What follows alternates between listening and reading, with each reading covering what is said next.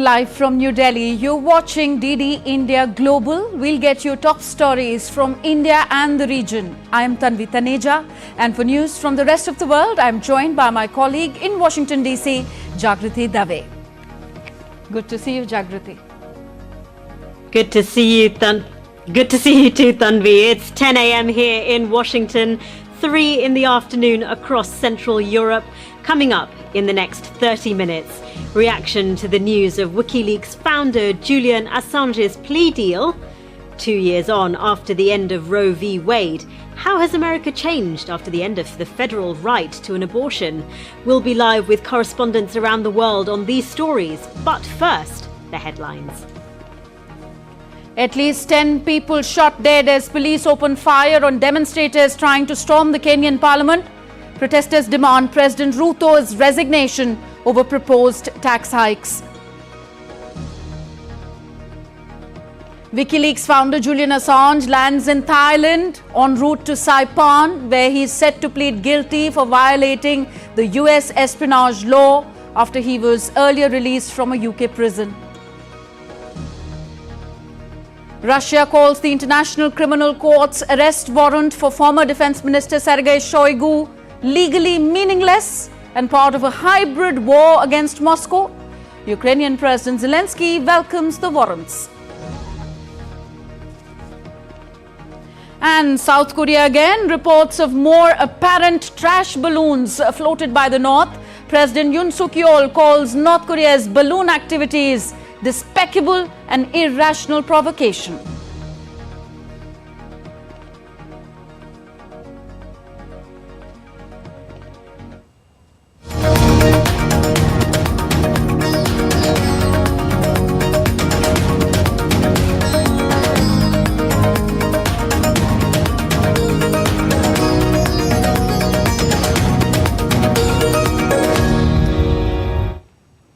Our first news from Africa. At least 10 demonstrators have been shot dead during tax protests in Kenya's capital on Tuesday, as protests against tax legislation have turned into violent clashes with the police. The protesters demanded the resignation of President William Ruto over proposed tax hikes.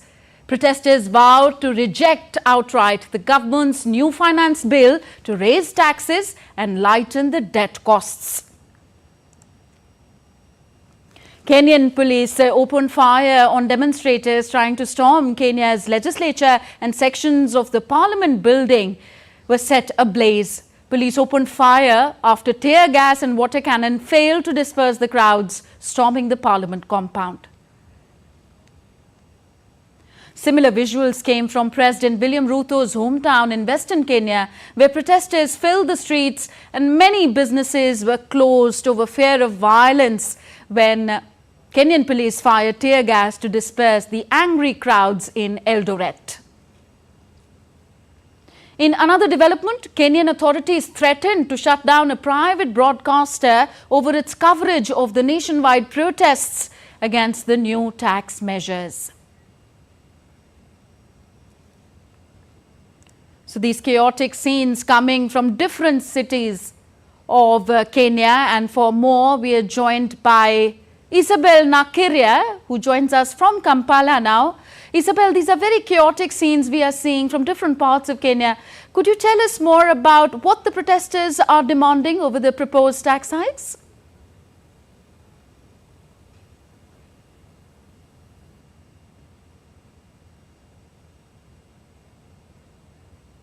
Isabel, can you hear me? Coming out of Kenya, particularly in Nairobi, where thousands of protesters have stormed the parliament building and broken through the barricades in the building. And of course, they entered the building and broke a lot of property there, damaged property, chairs broken, tables broken, and pulled down the flag. They are demanding that President Ruto resigns, and they are calling for the total pulling down of the bill, the proposed finance bill that proposes hikes in taxes in basic items. We've seen heavy police presence, gunfire rocking inside the parliament building, and of course some people have died. we understand that around 8 to 10 people could have been killed in this violent protest. Of course, hundreds are also injured, and protesters are very angry. There are inside the parliament, and we've seen scenes where members of parliament who are debating this bill are trying to flee the scene for their lives. And we also hear that they've torched buildings. I mean, a part of the building, a section of the building in Parliament is on fire, and police vehicles, some police vehicles have also been torched. And so there are concerns that the protests could turn more violent than what we are already seeing, with more deaths being reported. Thank you, Isabel, for those updates. On to the other big story of the day. WikiLeaks founder Julian Assange has landed in Thailand as he's en route to the Pacific island of Saipan, where he's set to plead guilty on Wednesday for violating the US espionage law. This is part of a deal struck with the United States that will set him free after a 14-year British legal odyssey. Julian's wife Stella Assange said that she would seek a pardon for her husband, adding that the prosecution was a very serious concern for journalists around the world. He has been in the shadows, but also in the spotlight, literally for the last 14 years. On Tuesday, WikiLeaks founder Julian Assange landed on a Bangkok airport. This stopover came after a long flight from the UK. He is on his way to a courtroom in Saipan, a Pacific island, where he plans to plead guilty on Wednesday, June 26th. This plea deal is expected to result in his release and allow him to return home to Australia, bringing an end to his prolonged ordeal. The case has dragged on for too long. There is nothing to be gained by his continued incarceration, and we want him brought home to Australia. The agreement concludes a legal saga where Assange spent over 5 years in a high-security British jail and spent another 7 years in the Ecuadorian embassy in London. During this time, he faced accusations of sex crimes in Sweden and resisted extradition to the United States, where he faced 18 criminal charges. WikiLeaks in 2010 released hundreds of thousands of classified US military documents on Washington's wars in Afghanistan and Iraq, the largest security breaches of their kind in US military history, along with swathes of diplomatic cables. US prosecutors said Assange wanted to go to a court close to his home of Australia, but not on the continental United States. There's less potential for a lot of chaos with the press and press coverage and all that. Wanted to get this done efficiently and get it done in a U.S. court. Assange is due to be sentenced to 62 months of time, already served at a hearing in Saipan in Northern Mariana Islands at 9 a.m. local time on Wednesday, around 2300 hours GMT on Tuesday. Stella Assange, his wife, said that they would seek a pardon after he pleaded guilty to violating US espionage law, saying the prosecution was a very serious concern for journalists around the world. The fact that there is a guilty plea under the Espionage Act in relation to obtaining and disclosing national defense information is obviously a very serious concern for journalists and national security journalists in general. The charges against Assange sparked outrage among his many global supporters who have long argued that Assange, as the publisher of WikiLeaks, should not face charges typically used against federal government employees who steal or leak information. Bureau Report, DD India. So free speech organizations welcomed the news of WikiLeaks founder Julian Assange's release from jail in Britain, but said that the US case had still set a bad precedent by punishing him for this long. Now, my colleague Jagriti Dave joins me from Washington, D.C. She takes this story forward from me here and gives us more on other stories making headlines as well. Jagriti, Assange's long ordeal now seems like it's finally coming to an end.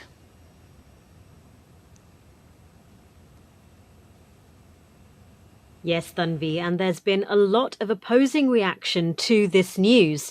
US presidential candidate Robert F. Kennedy Jr. posted on the social media platform X that Assange is a hero. Meanwhile, former US Vice President Mike Pence tweeted that the plea deal was a miscarriage of justice.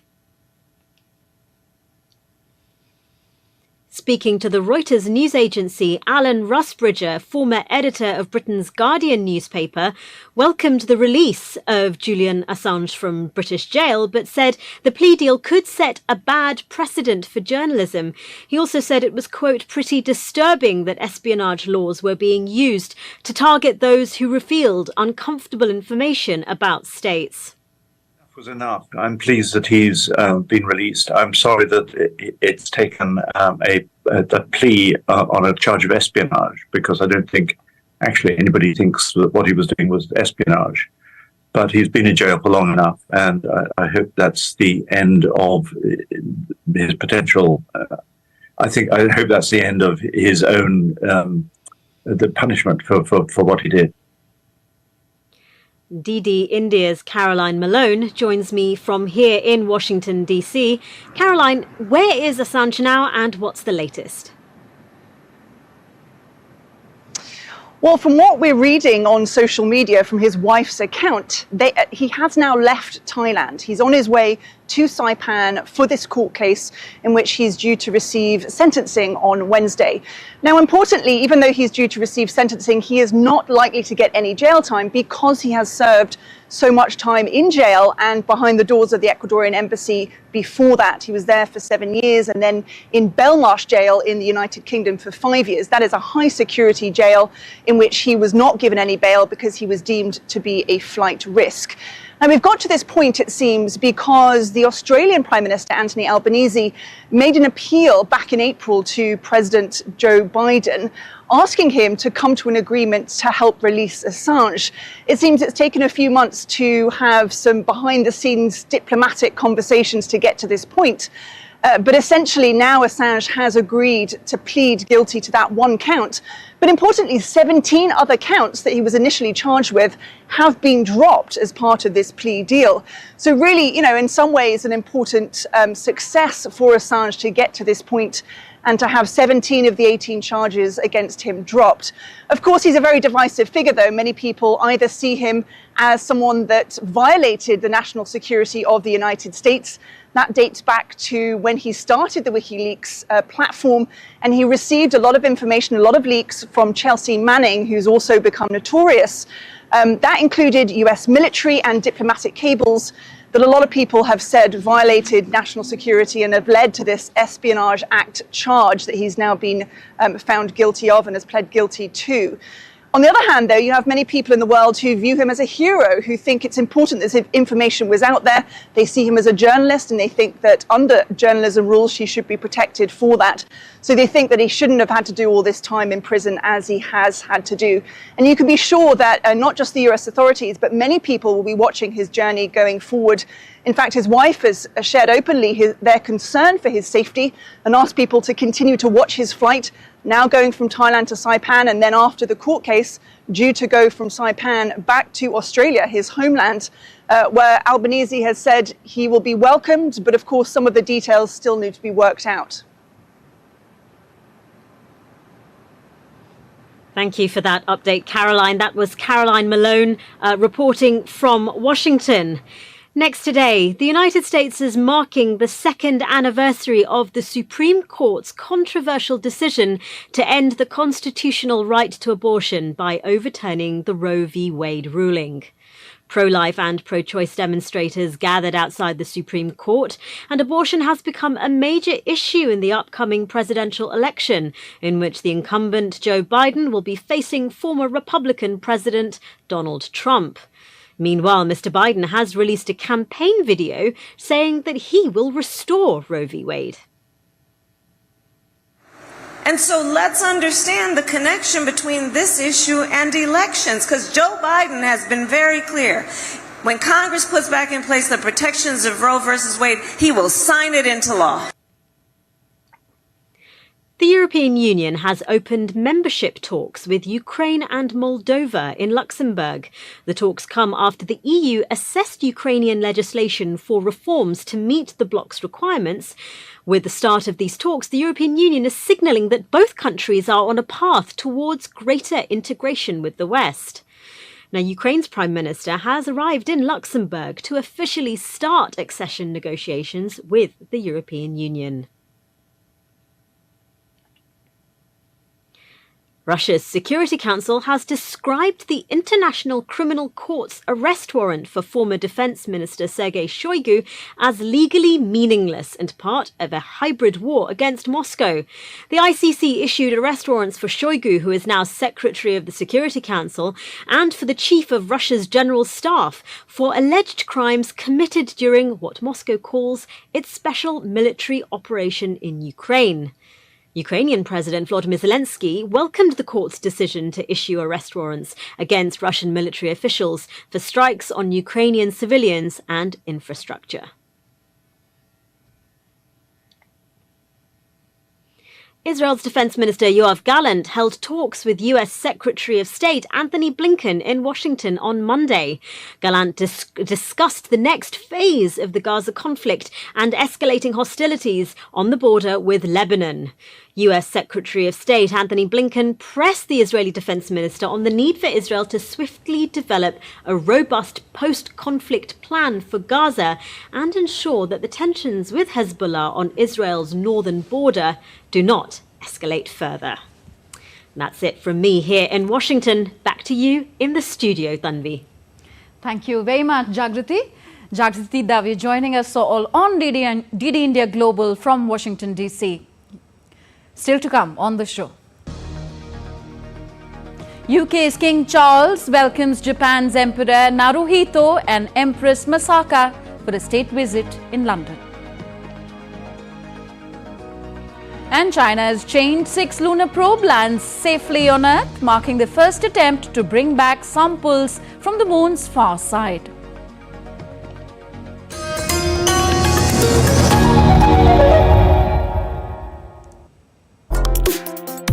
Complex issues, hidden agendas, twists and turns, strategic games. We think all dots are linked, we just need to connect them. Join me every week as I connect the dots to unravel hidden designs in statecraft, mysteries, and decode issues that matter to you. Watch Connecting the Dots with me at these times on DD India.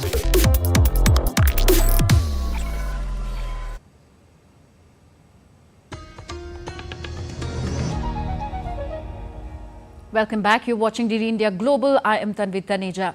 More from Asia. South Korea threatened on Tuesday to restart anti-Pyongyang frontline propaganda broadcasts after North Korea resumed its trash-carrying balloon launches. North Korea on Monday floated huge balloons carrying plastic bags of waste across the border in its 5th such campaign since late May. South Korean President Yoon Suk-yeol has called North Korea's balloon activities as despicable and irrational provocation.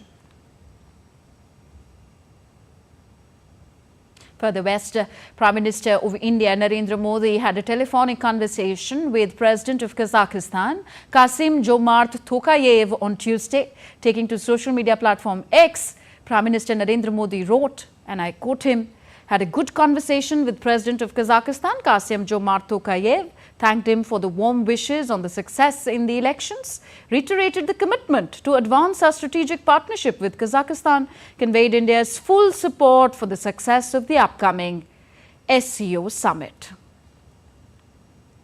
The second day of the 18th session of the lower house of India's parliament began today with newly elected MPs taking oaths as members of House. The Bharatiya Janata Party BJP's member of parliament from Rajasthan's Kota, Om Birla, on Tuesday filed his nomination for the post of Speaker of the 18th Lok Sabha. He's been chosen as the National Democratic Alliance NDA's candidate for the post of Speaker. Birla also held the position in the previous House. NDA leaders signed a motion paper in favour of Om Birla for the Speaker of the 18th Lok Sabha today. Meanwhile, Congress MP K. Suresh also filed his nomination for the post of Speaker of the 18th Lok Sabha. The opposition Indie bloc, India Alliance, has fielded K. Suresh for the post. The election of the Lok Sabha Speaker will be conducted on Wednesday. June 25th marks the 50th anniversary of the Indian emergency, considered as a dark chapter in the history of India's democracy. Imposed on June 25th, 1975 by the then Prime Minister Indira Gandhi, the emergency lasted until March 21st, 1977, marking a period of significant political and social upheaval in the country. This period is considered as a dark and the most tumultuous period in India's democratic journey. A report. On June 25, 1975, India was plunged into an era of political darkness. Former Prime Minister Indira Gandhi declared a nationwide emergency, citing internal disturbances and threats to national security. However, many believe it was a desperate attempt to maintain power amid growing opposition. During the emergency, civil liberties were suspended, the press was censored, and political opponents were arrested. Prominent opposition leaders, activists, and journalists were kept behind bars and their voices were stifled. Bharat के लोकतंत्र में जो काला धब्बा लगा था, उसके 50 वर्ष हो रहे हैं. जो लोग भारत की लोकतांत्रिक परंपराओं पे निष्ठा रखते हैं, उनके लिए 25 जून न भूलने वाला दिवस है. The emergency had varying impacts across India. In the north, the crackdown was more intense, leading to a significant backlash against the Congress party. The period also saw the rise of regional parties, altering the political landscape significantly. India emerged from the emergency with the formation of Janta government, the first non-Congress coalition government at the national level. This government was formed as a strong anti-emergency platform, restoring democratic norms and values. Internationally, the emergency was met with concern affecting India's image as a democratic nation. While some countries criticized the suspension of democratic processes, others continued their support based on strategic interest. During the emergency, diplomatic relations were strained with varied reactions from the global community. Some nations condemned the move while others focused on strategic interests. The emergency period remains a pivotal chapter in India's history, highlighting the importance of democratic safeguards and the resilience of the Indian populace in the face of authoritarianism. As we reflect on this period, it serves as a cautionary tale about the need to protect and cherish our democratic institutions. Kriti Vadhera's report for DD India. And next we take a look at other stories making news around the world. China's Change 6 lunar probe has successfully returned back to Earth, bringing back the first ever samples from the moon's far side. The spacecraft landed in Inner Mongolia region on Tuesday, marking a significant milestone in the lunar exploration and China's space program. These samples will reveal new details about the formation of Earth, Moon, and the solar system.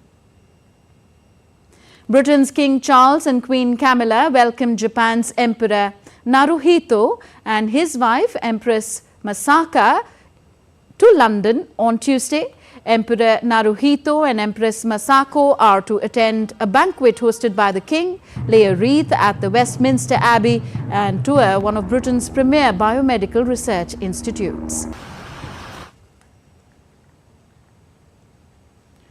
Environmental activists expressed concern over the construction of Bosnian dam threatening Neretva river life and raft racers. The state authorities are working on a hydropower dam and plant as part of a move away from fossil fuels, but that activists worry will affect the river's flow and ecosystem. And next, a story of great artistry from Cuba. Eduardo Viciana has taught himself to blow glass using the most basic of tools and raw materials, becoming one of a handful of artisans to master the art of glassmaking. Toiling daily at his trade, the glass is heated in 3 handmade brick ovens, blowing them into exquisite and colorful forms of lamps, ceiling lights, sculptures and containers. Viciana's recycled glass, transformed into art, is exhibited in the Spanish Embassy in Cuba, in the National Capitol building in Havana's Grand Theatre as well.